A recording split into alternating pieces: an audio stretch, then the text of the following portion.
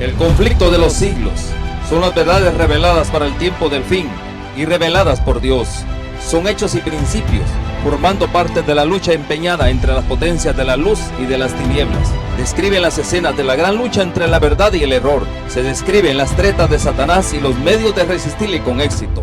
Presentan una solución satisfactoria del gran problema del mal, derramando luz sobre el origen y el fin del pecado, en forma tal que la justicia y la benevolencia de Dios en sus relaciones con sus criaturas queden plenamente manifiestas y hacer patente el carácter sagrado e inmutable de su ley. Tal es el objeto de esta obra, calificado como uno de los mejores bestsellers de hoy, que por su influencia muchos se libren del poder de las tinieblas y sean hechos aptos para participar en la suerte de los santos en luz. Que esta obra sea de gran bendición para su crecimiento espiritual en nuestra oración. Contáctenos, se lo ofrecemos gratuitamente.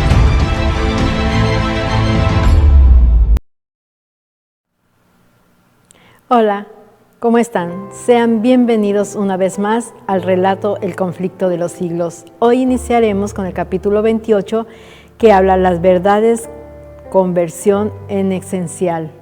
Así que empezamos a relatar el conflicto de los siglos, el capítulo 28. Comenzamos. La verdadera conversión es esencial. Donde quiera que la palabra de Dios se predicara con fidelidad, los resultados atestiguan su divino origen. El Espíritu de Dios acompañaba el mensaje de sus siervos, y su palabra tenía poder. Los pecadores sentían despertarse sus conciencias. La luz que alumbra a todo hombre que viene a este mundo, iluminaba los lugares más recónditos de su alma, y las ocultas obras de las tinieblas eran puestas de manifiesto.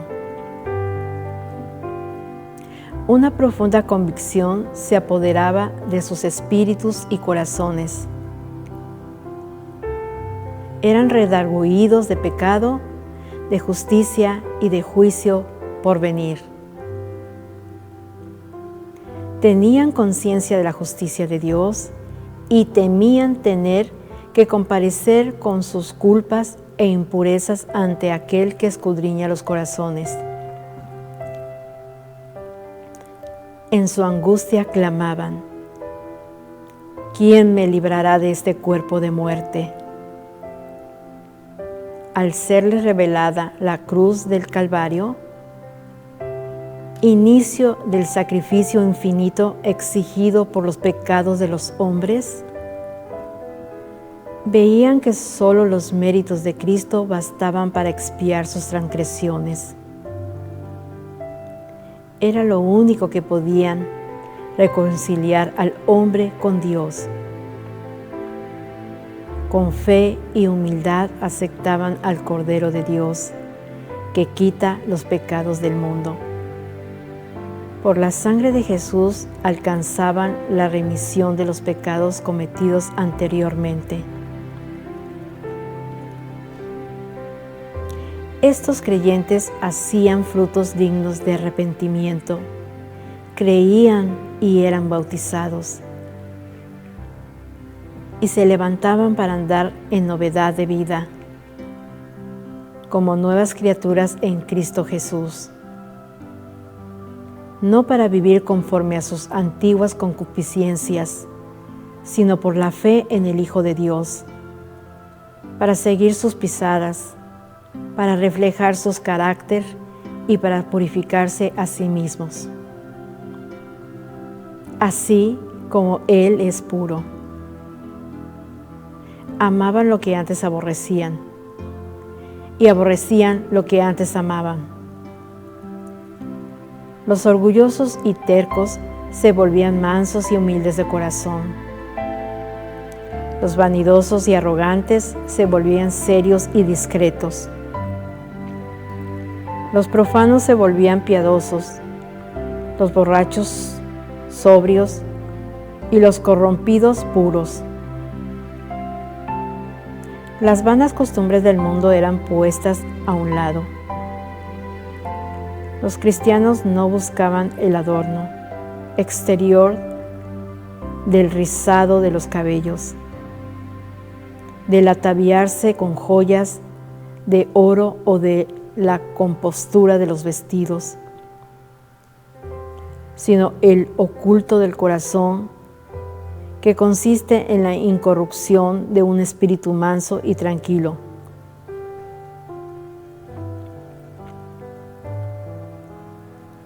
Esa es la hermosura de la presencia de Dios. Primera de Pedro 3, versículos 3 y 4. Los reavivamientos producían en muchos profundos recogimiento y humildad. Eran caracterizados por llamamientos solemnes y fervientes hechos a los pecadores, por una ferviente compasión hacia aquellos a quienes Jesús compró con su sangre. Hombres y mujeres oraban y luchaban con Dios para conseguir la salvación de las almas. Los frutos de semejante avivamientos se echaban de ver en las almas que no vacilaban ante el desprendimiento y los sacrificios, sino que se regocijaban de ser tenidas por dignas de sufrir aprobios y pruebas por causa de Cristo. Se notaba una transformación en la vida de los que habían hecho profesión de seguir a Jesús, y la influencia de ellos beneficiaba a la sociedad. Recogían con Cristo y sembraban para el Espíritu, a fin de cosechar la vida eterna. Se podía decir de ellos que fueron constrictados para arrepentimiento,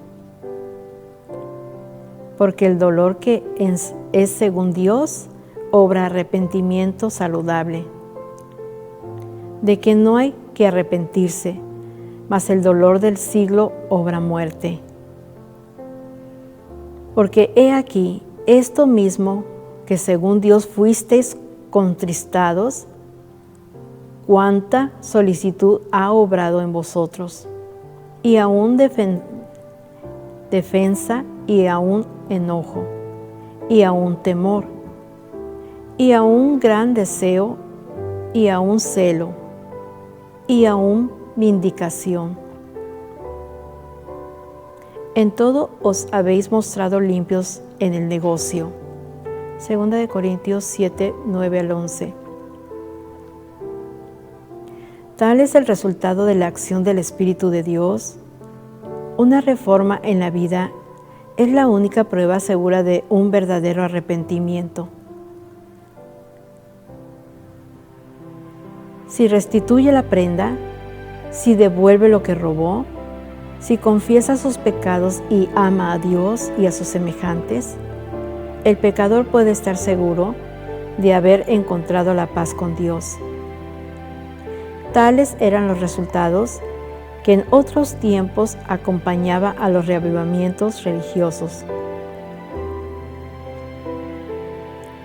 Cuando se los juzgaba por sus frutos, se veía que eran bendecidos de Dios para la salvación de los hombres y el mejoramiento de la humanidad.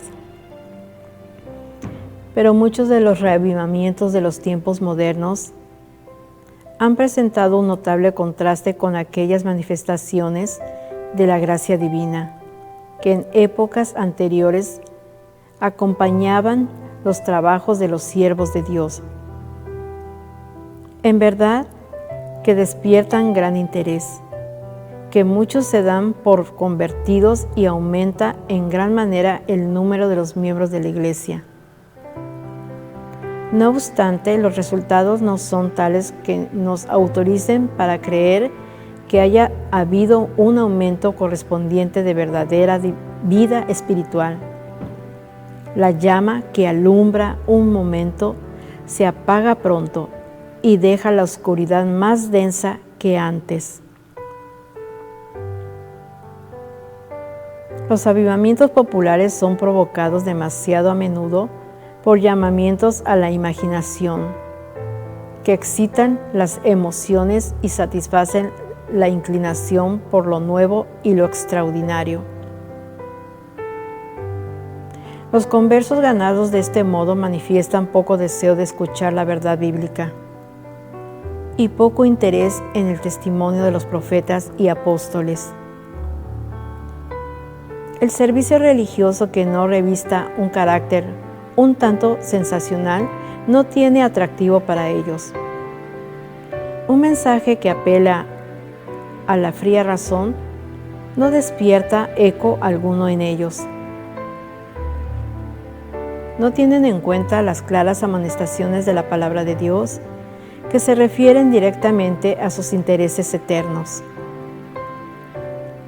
Pero toda alma verdaderamente convertida, la relación con Dios y con las cosas eternas será el gran tema de la vida. Pero donde se nota en las iglesias populares de nuestros días el espíritu de consagración a Dios. Los conversos no renuncian a su orgullo ni al amor del mundo. No están más dispuestos a negarse a sí mismos, a llevar la cruz y a seguir al manso y humilde Jesús, que antes de su conversión. La religión se ha vuelto objeto de burla de los infieles y escépticos, debido a que tantos de los que la profesan ignoran sus principios.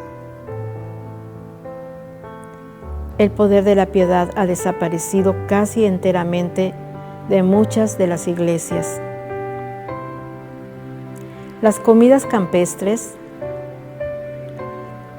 las representaciones teatrales en las iglesias, los bazares,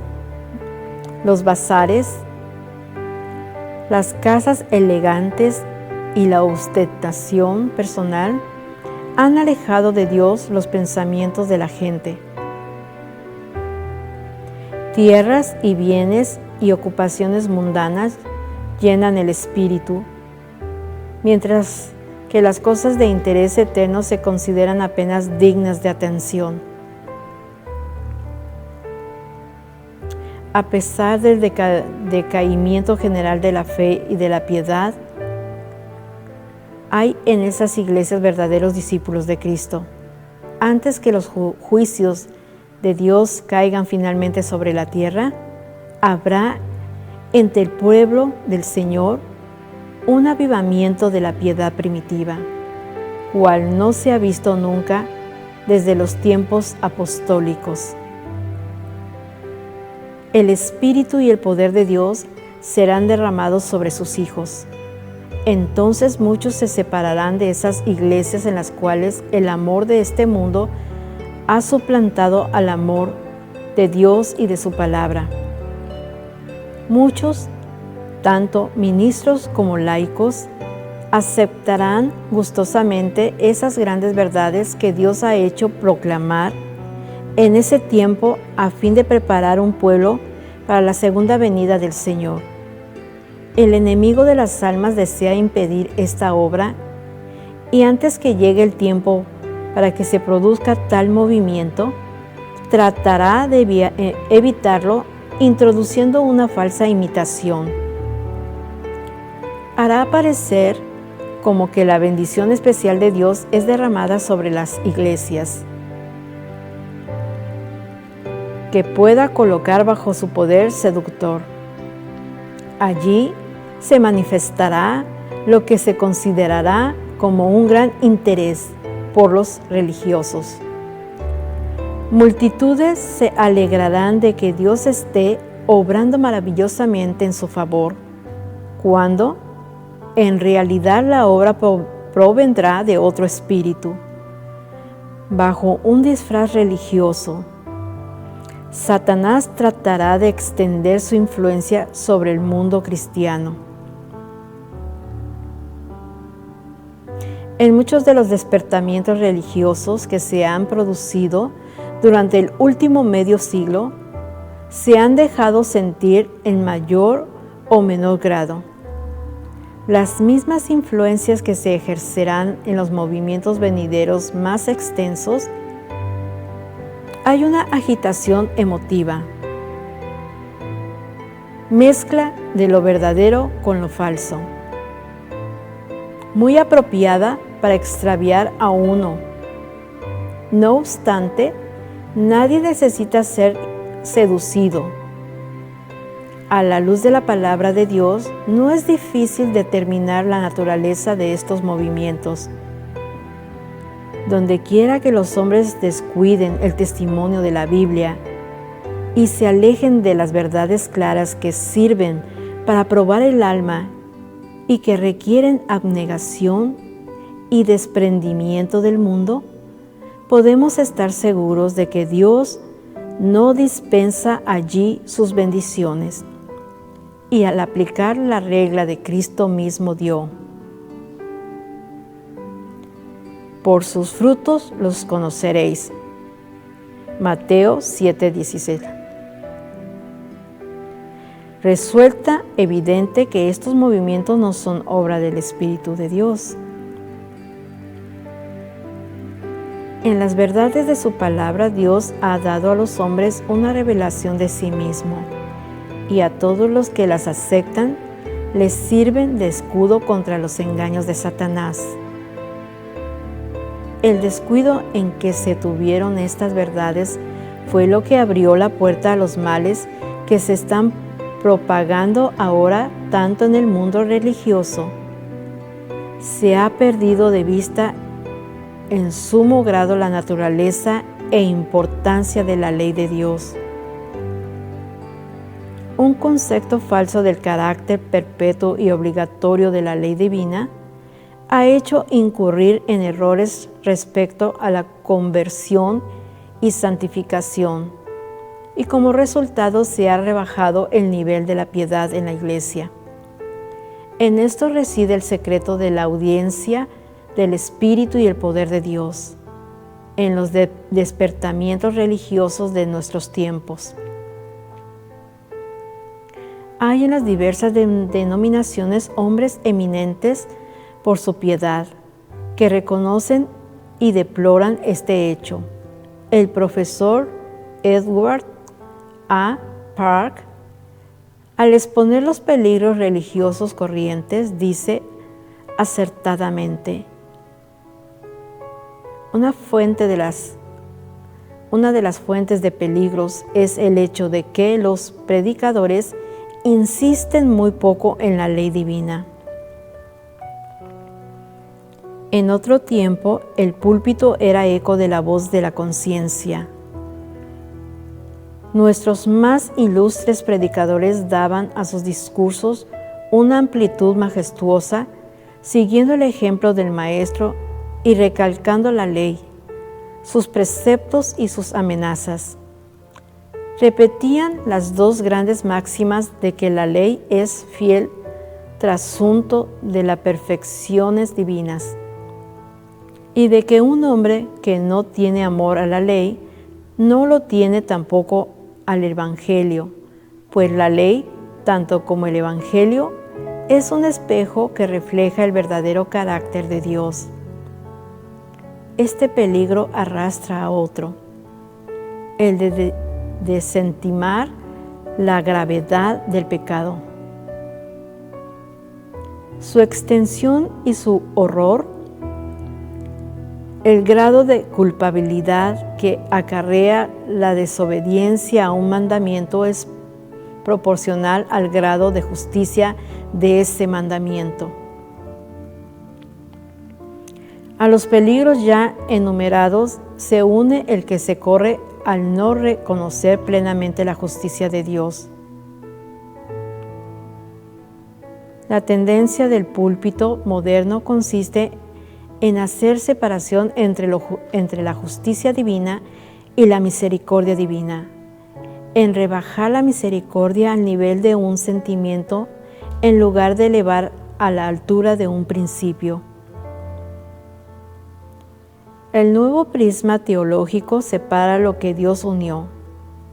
¿Es la ley divina un bien o un mal? ¿Es un bien? ¿Luego la justicia es buena? Pues es una disposición para cumplir la ley. De la costumbre de tener en poco la ley y justicias divinas, el alcance de mérito de la desobediencia humana, los hombres contraen fácilmente la costumbre de no apreciar la gracia que proveyó expiación por el pecado. Así pierde el Evangelio su valor e importancia en el concepto de los hombres, que no tardan de dejar a un lado la misma Biblia. Muchos maestros en religión aseveran que Cristo abolió la ley por su muerte y que desde entonces los hombres se ven libres de sus exigencias. Algunos la representan como yugo enojoso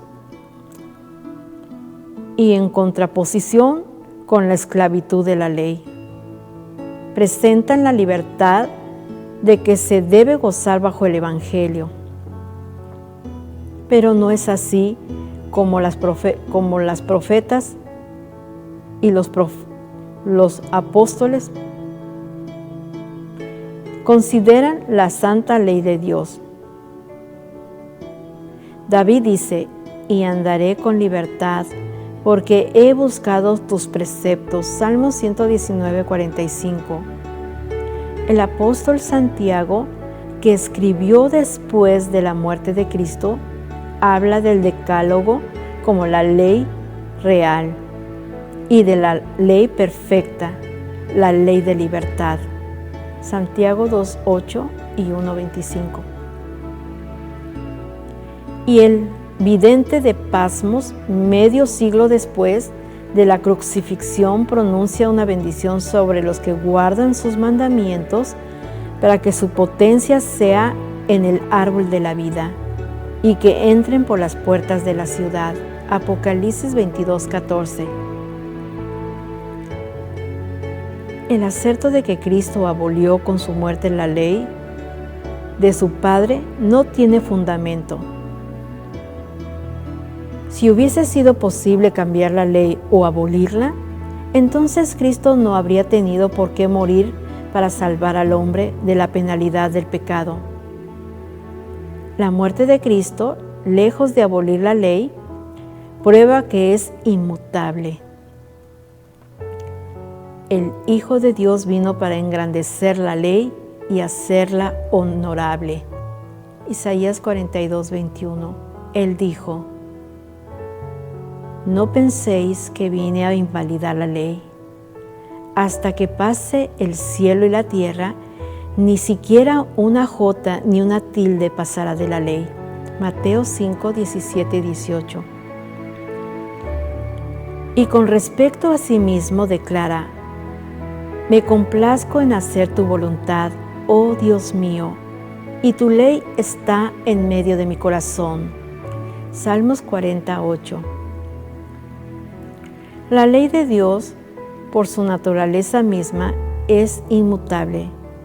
Es una revelación de la voluntad y del carácter de su autor.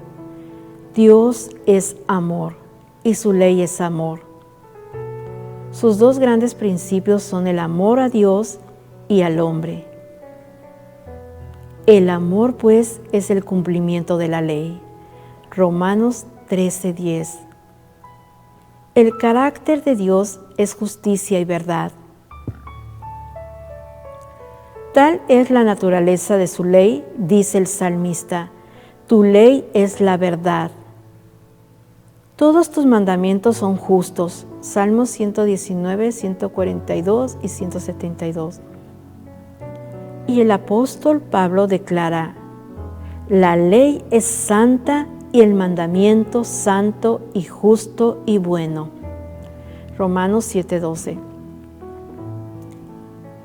Y semejante ley, expresión del pensamiento y de la voluntad de Dios, debe ser tan duradero como el su autor. es obra de la conversión y de la santificación reconciliar a los hombres con Dios, poniéndolos de acuerdo con los principios de su ley. Al principio el hombre fue creado a la imagen de Dios y estaba en perfecta armonía con la naturaleza y la ley de Dios. Los principios de justicia estaban grabados en su corazón, pero el pecado le separó de su Hacedor. Ya no reflejaba más la imagen divina. Su corazón estaba en guerra con los principios de la ley de Dios. La intención de la carne es enemistad contra Dios, porque no se sujeta a la ley de Dios, ni tampoco puede. Romanos 8:7. Mas de tal manera amó Dios al mundo, que dio a su Hijo unigénito, para que el hombre fuese reconciliado con Dios. Por los méritos de Cristo puede restablecerse la armonía entre el hombre y su Creador. Su corazón debe ser renovado por la gracia divina. Debe recibir nueva vida de lo alto. Este cambio es el nuevo nacimiento sin el cual, según expuso Jesús, nadie puede ver el reino de Dios. El primer paso hacia la reconciliación con Dios es la convicción del pecado. El pecado es transgresión de la ley. Por la ley es el conocimiento del pecado. Primera de Juan 3:4 y Romanos 3:20. Para reconocer su culpabilidad, el pecador debe medir su carácter por la gran norma de justicia que Dios dio al hombre. Es un espejo que le muestra la imagen de un carácter perfecto y justo. Le permite discernir los defectos de su propio carácter. La ley revela al hombre sus pecados, pero no dispone ningún remedio. Mientras promete vida al que obedece, declara que la muerte es lo que le toca al transgresor. Solo el Evangelio de Cristo puede librarle de la condenación o de la mancha del pecado. Debe arrepentirse ante Dios, cuya ley transgredió, y tener fe en Cristo y en su sacrificio expiatorio. Así obtiene remisión de los pecados cometidos anteriormente y se hace partícipe de la naturaleza divina. Es un hijo de Dios, pues ha recibido el espíritu de adopción por el cual exclama: Abba, Padre. Está entonces libre para violar la ley de Dios. El apóstol Pablo dice: ¿Abrogamos pues la ley por medio de la fe? No, por cierto. Antes bien, hacemos estable la ley. Nosotros que morimos al pecado, ¿cómo podremos vivir ya en él? Y San Juan dice también: este es el amor de Dios, que guardemos sus mandamientos, y sus mandamientos no son gravosos. Romanos 3:31, Romanos 6:2 y 1 de Juan 5:3. En el nuevo nacimiento el corazón viene a quedar en armonía con Dios. Al estarlo con su ley, cuando se ha efectuado este gran cambio en el pecador, entonces ha pasado de la muerte a la vida, del pecado a la santidad, de la transgresión y rebelión a la obediencia y a la lealtad. Terminó su antigua vida de separación con Dios y comenzó la nueva vida de reconciliación, fe y amor. Entonces la justicia que requiere la ley se cumplirá en nosotros, los que no andamos según la carne, sino según el Espíritu. Romanos 8:4. Y el lenguaje del alma será: Cuánto amo tu ley. Todo el día es ella mi meditación. Salmo 119, 97. La ley de Jehová es perfecta, que convierte el alma. Salmo 119, 7. Sin la ley, los hombres no pueden formarse en justo concepto de la pureza y la santidad de Dios, ni de su propia culpabilidad e impureza. No tienen verdadera convicción de pecado y no sienten necesidad de arrepentirse. Como no ven su condición perdida, como violadores de la ley de Dios. No se dan cuenta tampoco de la necesidad que tienen de la sangre expiatoria de Cristo. Aceptan la esperanza de salvación sin que se realice un cambio radical en su corazón, ni reforma en su vida. Así abundan las conversiones superficiales y multitudes se unen a la iglesia sin haberse unido jamás a Cristo.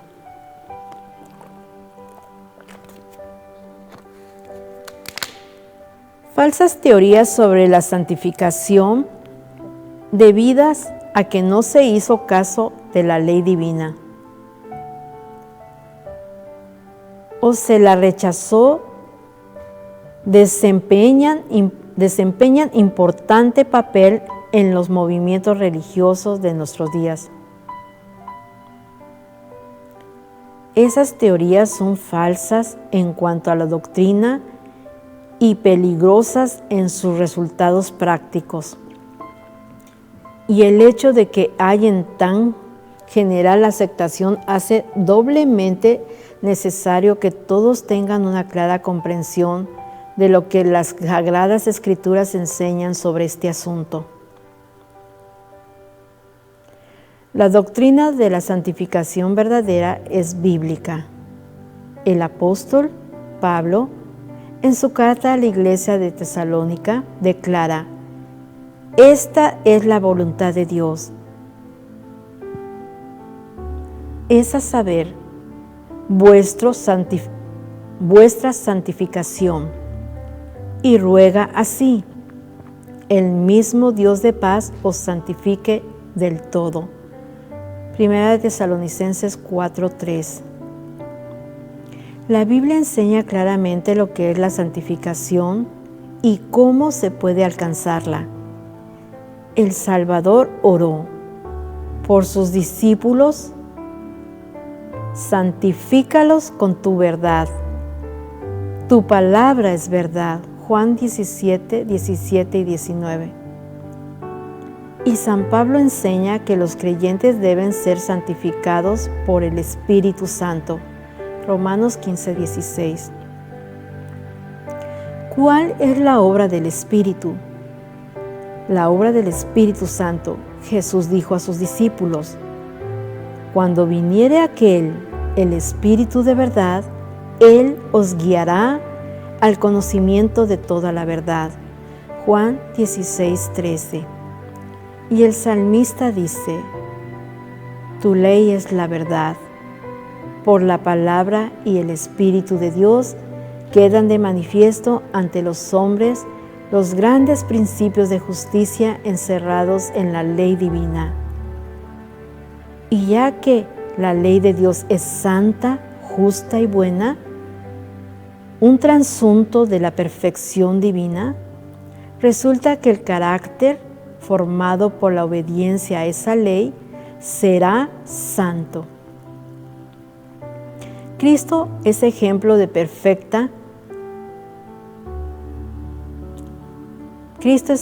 perfecto de semejante carácter. Él dice: he guardado los mandamientos de mi Padre, hago siempre las cosas que le agradan. Juan 15, versículo 10 y Juan 8, 29. Los discípulos de Cristo han de volverse semejantes a Él, es decir, adquirir por la gracia de Dios un carácter conforme a los principios de su santa ley. Esto es lo que la Biblia llama santificación. Esta obra no se puede realizar sino por la fe en Cristo, por el poder del Espíritu de Dios que habite en el corazón. San Pablo amonesta a los creyentes: ocupaos en vuestra salvación con temor y temblor, porque Dios es el que en vosotros obra así el querer como el hacer por su buena voluntad. Filipenses 2, versículos 12 y 13. El cristiano sentirá las tentaciones del pecado, pero luchará continuamente contra él. Aquí es donde se necesita la ayuda de Cristo. La debilidad humana se une con la fuerza divina y la fe exclama: a Dios, gracias, que nos da la victoria por el Señor nuestro Jesucristo. 1 Corintios 15, 57. Las Santas Escrituras enseñan claramente que la obra de santificación es progresiva. Cuando el pecador encuentra en la conversión la paz con Dios por la sangre expiatoria, la vida cristiana no ha hecho más que empezar. Ahora debe llegar al estado de hombre perfecto, crecer a la medida de la estatura de la plenitud de Cristo. El apóstol San Pablo dice: una cosa hago, olvidando ciertamente lo que queda atrás y extendiéndome a lo que está adelante, prosigo al blanco, al premio de la soberana vocación de Dios en Cristo Jesús. Filipenses 3, 13, 14. Y San Pedro nos presenta los peldaños por los cuales se llega a la manifestación, a la santificación de que habla la Biblia, poniendo de vuestra parte todo empeño, añadid a vuestra fe el poder, y al poder la ciencia, y a la ciencia la templanza, y a la templanza la paciencia, y a la paciencia la piedad, y a la piedad fraternidad, y a la fraternidad amor. Porque si hacéis estas cosas, no tropezaréis nunca. Segunda de Pedro 1, versículos 5 al 10. Los que experimenten la santificación de que habla la Biblia, manifestarán un espíritu de humildad como Moisés. Contemplaron la terrible majestad de la santidad y se dan cuenta de su propia indignidad en contraste con la pureza y alta perfección del Dios infinito.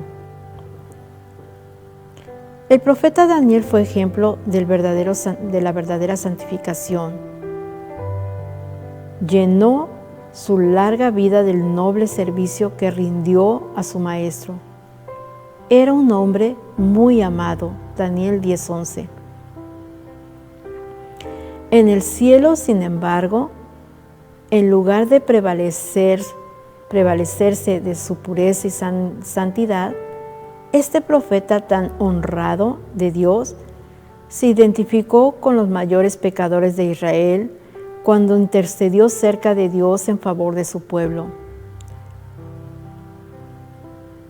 No derramamos nuestros ruegos ante tu rostro a causa de nuestras justicias, sino a causa de tus grandes compasiones. Hemos pecado, hemos obrado impíamente. Él declara: yo estaba hablando y orando y confesando mi pecado y el pecado de mi pueblo.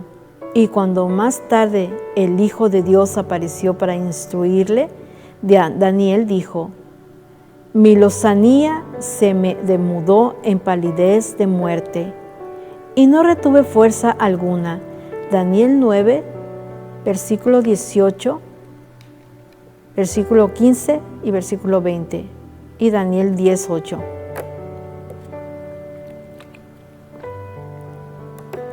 Cuando Job oyó la voz del Señor de entre el torbellino, exclamó: me aborrezco y me arrepiento en el polvo de las cenizas. Job 42:6. Cuando Isaías contempló la gloria del Señor y oyó a los querubines que clamaban, Santo, Santo, Santo, Jehová de los ejércitos, dijo abrumado, ¡ay de mí que soy muerto! Isaías 6, versículo 3 y versículo 5. Después de haber sido arrebatado hasta el tercer cielo y haber oído cosas que no le es dado al hombre expresar, San Pablo habló de sí mismo como del más pequeño de todos los santos. 2 Corintios 12, versículo 2 al 4 y Efesios 3, 8. Y el amado Juan, el que había descansado en el pecho de Jesús y contemplado su gloria, fue el que cayó como muerto a los pies del ángel. Apocalipsis 1:17. No puede haber glorificación de sí mismo, ni arrogantes pretensiones de estar libre de pecado, por parte de aquellos que andan a la sombra de la cruz del Calvario. Harta cuenta se dan de que fueron sus pecados los que causaron la agonía del Hijo de Dios y destrozaron su corazón. Y este pensamiento les inspira profunda humildad. Los que viven más cerca de Jesús son también los que mejor ven la fragilidad y culpabilidad de la humanidad. Y su sola esperanza se cifra en los méritos de un Salvador crucificado y resucitado. La santificación, tal cual la entiende ahora el mundo religioso en general, lleva en sí misma un germen de orgullo espiritual y de menosprecio de la ley de Dios, que nos la presenta como la del todo ajena a la religión de la Biblia. Sus defensores enseñan que la santificación es una obra instantánea, por la cual mediante la fe solamente alcanzan perfecta santidad. Tan solo creed, dicen, y la bendición es vuestra. Según ellos, no se necesita mayor esfuerzo de parte del que recibe la bendición. Al mismo tiempo niegan la autoridad de la ley de Dios y afirman que están dispensados de la obligación de guardar los mandamientos. Pero, ¿será acaso posible que los hombres sean santos y concuerden con la voluntad y el modo de ser de Dios, sin ponerse en armonía con los principios que expresan su naturaleza y voluntad y enseñan lo que le agrada? El deseo de llevar una religión fácil, que no exija luchas, ni desprendimiento, ni rotura con las locuras del mundo, ha hecho popular la doctrina de la fe y de la fe sola. Pero, ¿qué dice la palabra de Dios? El apóstol Santiago dice, hermanos míos, ¿qué aprovechará si alguno dice que tiene fe y no tiene obras? ¿Podrá la fe salvarle? Mas, ¿quieres saber, hombre vano, que la fe sin obras es muerta? ¿No fue justificado por las obras Abraham, nuestro padre, cuando ofreció a su hijo Isaac sobre el altar? ¿No ves que la fe obra con sus obras y que la fe fue perfecta por las obras? ¿Veis, pues, que el hombre es justificado por las obras y no solamente por la fe? Santiago 2, 14 al 24. El testimonio de la palabra de Dios se opone a esta doctrina seductora de la fe sin obras. No es fe pretender en favor del cielo sin cumplir las condiciones necesarias para que la gracia sea concedida. Es presunción.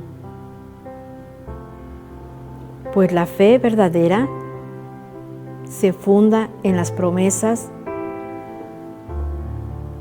y las disposiciones de las Sagradas Escrituras. Nadie se engaña a sí mismo, creyendo que pueda volverse santo mientras viole premeditadamente uno de los preceptos divinos. Un pecado cometido deliberadamente acalla la voz atestiguadora del Espíritu y separa al alma de Dios. El pecado es transgresión de la ley, y todo aquel que peca transgrede la ley. No le ha visto, ni le ha conocido. 1 Juan 3:6. Aunque San Juan habla mucho del amor en sus epístolas, no vacila en poner de manifiesto el verdadero carácter de esa clase de personas que pretende ser santificadas y seguir transgrediendo la ley de Dios. El que dice, yo le conozco, y no guarda sus mandamientos, es mentiroso, y no hay verdad en él. Mas el que guarda su palabra, verdaderamente en éste se ha perfeccionado el amor de Dios. 1 Juan 2, versículos 4 y 5. Esta es la piedra de toque de toda profesión de fe. No podemos reconocer como santo a ningún hombre sin haberle comparado primero con la sola regla de santidad que Dios haya dado en el cielo y en la tierra.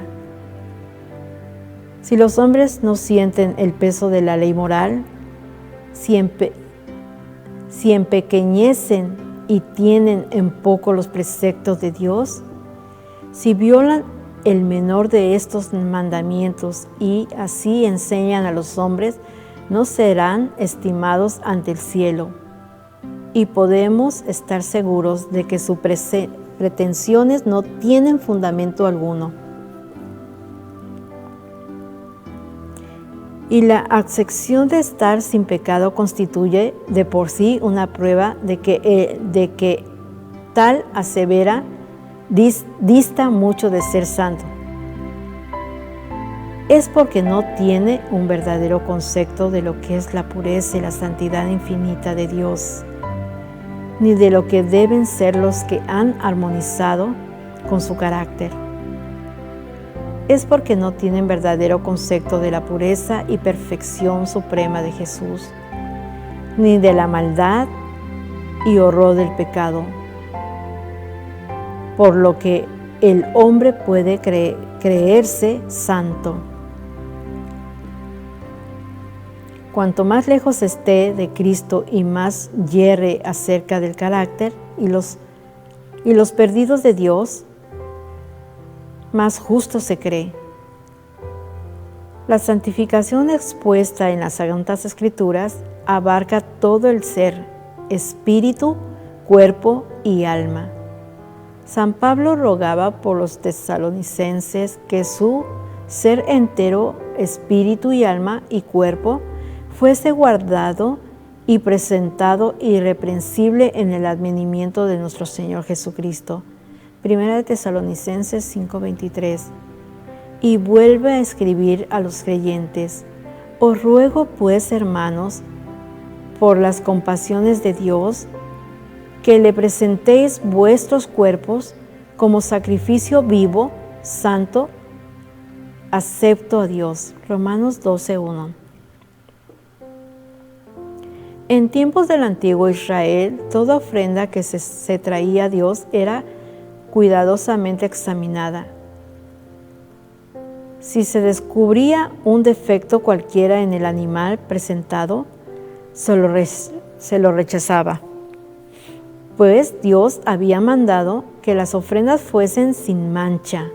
Así también se pide a los cristianos que presenten sus cuerpos en sacrificio vivo, santo, acepto a Dios. Para ello, todas sus facultades deben conservarse en la mejor condición posible. Toda costumbre que tienda a debilitar la fuerza física o mental incapacita al hombre para el servicio de su Creador. y se complacerá Dios con menos de lo mejor que podamos ofrecerle. Cristo dijo: amarás al Señor tu Dios de todo tu corazón. Los que aman a Dios de todo su corazón desearán darle el mejor servicio de su vida y tratarán siempre de poner todas las facultades de su ser en armonía con las leyes que aumentarán su aptitud para hacer su voluntad. No debilitarán ni mancharán la ofrenda que presentan a su Padre Celestial, abandonándose a sus apetitos o pasiones. San Pedro dice: os ruego que os abstengáis de las concupiscencias carnales, las cuales guerrean contra el alma. Primera de Pedro 2:11. Toda concesión hecha al pecado tiene a entorpecer las facultades y a destruir el poder de percepción mental y espiritual, de modo que la palabra o el Espíritu de Dios ya no puedan impresionar sino débilmente el corazón. San Pablo escribe a los Corintios: limpiémonos de toda inmundicia de carne y de espíritu, perfeccionando la santificación en temor de Dios. 2 Corintios 7:1. Y entre los frutos del Espíritu, amor, gozo, paz, longanimidad, benignidad, bondad, fidelidad, mansedumbre. Clasifica la templanza. Gálatas 5:22. A pesar de estas inspiradas declaraciones, ¿cuántos cristianos de profesión están debilitando sus facultades en la búsqueda de ganancias o en el culto que tributan a la moda? ¿Cuántos están envileciendo en su ser la imagen de Dios con la glotonería, las bebidas espirituosas, los placeres ilícitos y la iglesia, en lugar de reprimir el mal, demasiado a menudo lo fomenta, apelando a los apetitos, al amor del lucro y de los placeres para llenar su tesoro, que el amor de Cristo es demasiado débil para colmar. Si Jesús entrase en las iglesias de nuestros días y viese los festejos y el tráfico impío que se practica en nombre de la religión, ¿no arrojaría acaso a esos profanadores como arrojó del templo a los cambiadores de monedas? El apóstol Santiago declara que la sabiduría que desciende de arriba es primeramente pura. Si se hubiese encontrado con aquellos que pronuncian el precioso nombre de Jesús, con labios manchados por el pecado, con aquella cuyo aliento y persona están contaminados por sus fétidos olores, y que infectan el aire del cielo y obligan a todos los que les rodean a aspirar el veneno. Si el apóstol hubiese entrado en contacto con un hábito tan opuesto a la pureza del Evangelio, ¿no lo habría acaso estigmatizado como terreno animal diabólico? Los esclavos del tabaco, pretendiendo gozar de las bendiciones de la santificación completa, hablan de su esperanza de ir a la gloria. Pero la palabra de Dios declara positivamente que no entrará en ella ninguna cosa sucia. Apocalipsis 21:27.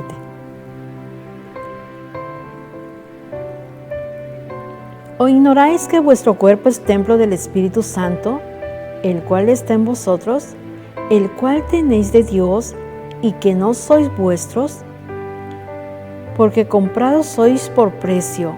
Glorificad pues a Dios en vuestros cuerpos. 1 Corintios 6, versículos 19 y 20.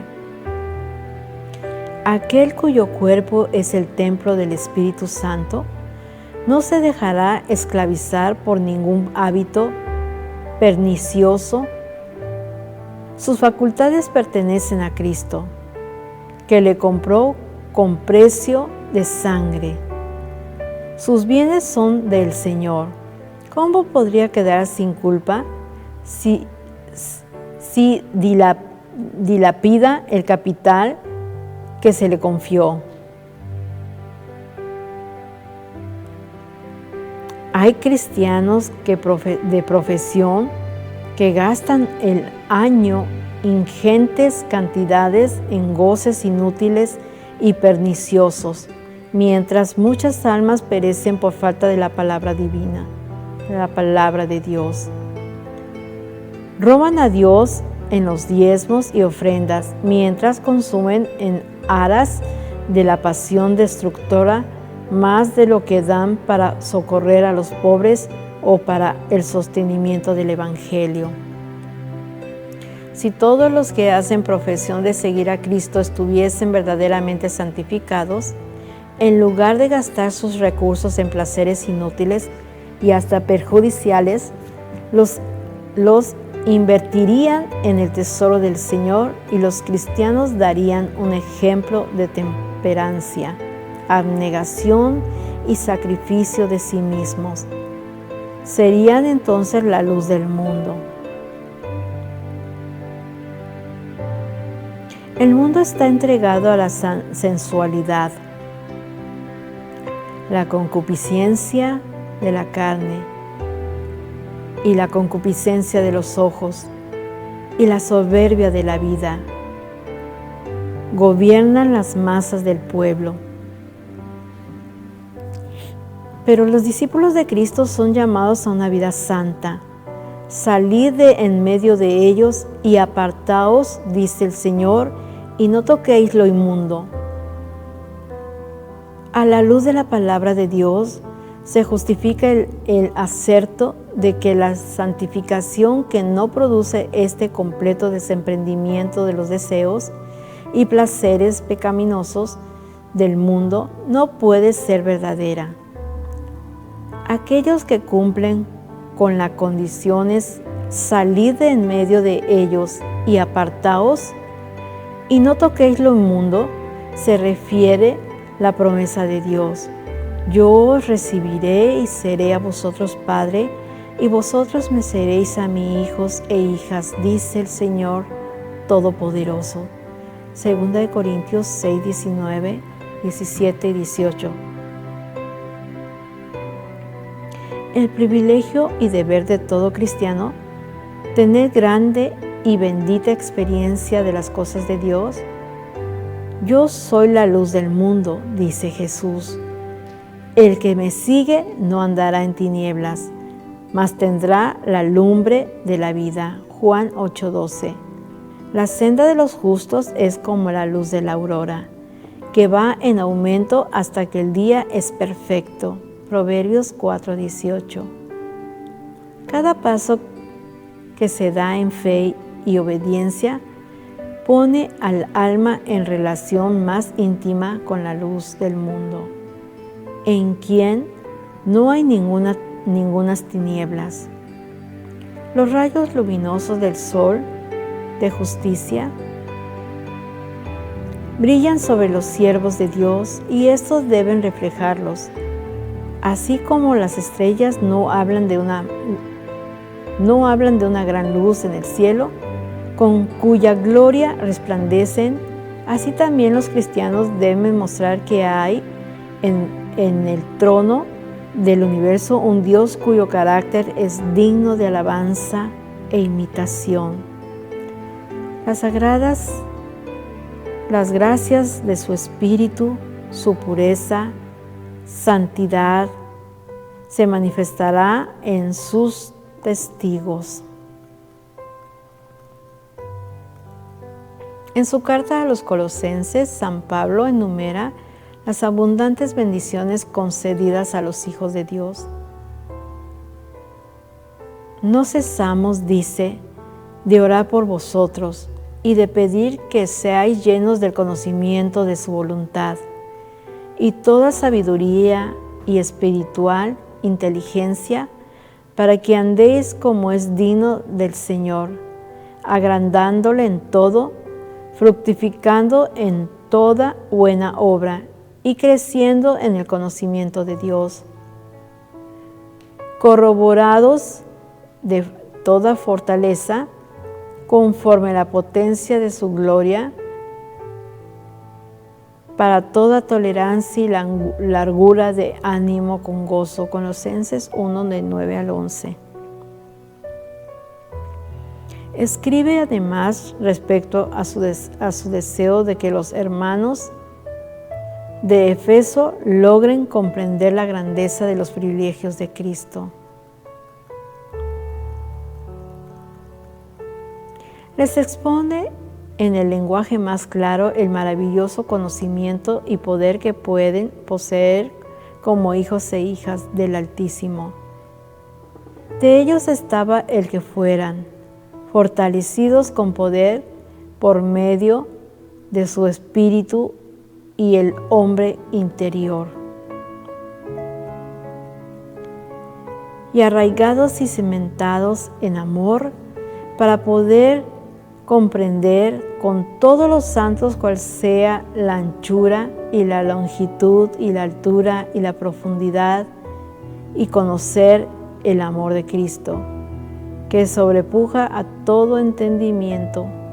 Pero la oración del apóstol alcanza al apogeo del privilegio cuando ruega que sean llenos de ellos hasta la medida de toda la plenitud de Dios. Efesios 3, 16 al 19.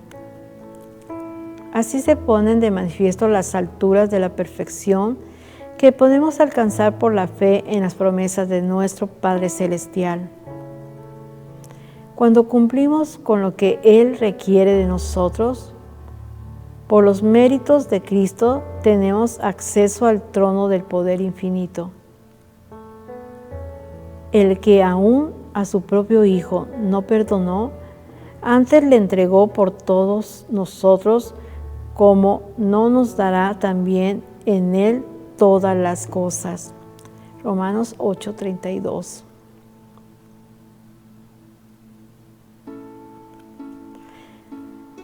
Pues si vosotros, siendo malos, sabéis dar buenas dádivas a vuestros hijos, cuánto más vuestro Padre Celestial dará el Espíritu Santo a los que lo piden. Lucas 11:13. Si algo pidiereis en mi nombre, yo lo haré. Pedid y recibiréis, para que vuestro gozo sea cumplido. Juan 14:14, versículo 20. Juan 14:14 y Juan 16:24. Si bien la vida del cristiano ha de ser caracterizada por la humildad, no debe señalarse por la tristeza y la denigración de sí mismo. Todos tienen el privilegio de vivir de manera que Dios los apruebe y los bendiga. No es voluntad de vuestro Padre Celestial que estemos siempre en condenación y tinieblas.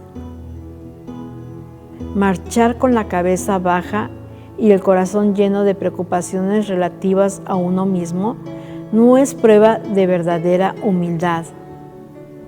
Podemos acudir a Jesús y ser purificados y permanecer ante la ley sin avergonzarnos ni sentir remordimientos. Ahora pues, ninguna condenación hay para los que están en Cristo Jesús, los que no andan conforme a la carne, mas conforme al Espíritu. Romanos 8:1. Por medio de Jesús, los hijos caídos de Adán son hechos hijos de Dios. porque el que santifica y los que son santificados, de uno son todos, por lo cual no se avergüenza de llamarlos hermanos. Hebreos 2:11. La vida del cristiano debe ser una vida de fe, de victoria y de gozo en Dios. Todo aquel que es engendrado de Dios vence al mundo, y esta es la victoria que vence al mundo, a saber, nuestra fe. Primera de Juan 5:4. Con razón declaro, Nehemías, el siervo de Dios, el gozo de Jehová es vuestra fortaleza. Nehemías 8:10. Y San Pablo dijo, gozaos en el Señor siempre. Otra vez os digo, que os gocéis. Estad siempre gozosos, orad sin cesar. Dad gracias en todo, porque esta es la voluntad de Dios para con vosotros en Cristo Jesús. Filipenses 4:4 y 1 Tesalonicenses 5:16 al 18. Tales son los frutos de la conversión y de la santificación según la Biblia. Y es porque el mundo cristiano mira con tanta indiferencia los grandes principios de justicia expuestos en la palabra de Dios. Por lo que se ve tan raramente estos frutos. Esta es la razón por la que se ve tan poco de esa obra profunda y duradera del Espíritu de Dios, que caracterizaba los reavivamientos en tiempos pasados. Por medio de la contemplación nos transformamos, pero como esos sagrados preceptos en los cuales Dios reveló a los hombres su perfección y santidad, son tenidos en poco, y el espíritu del pueblo se deja atraer por las enseñanzas y teorías humanas.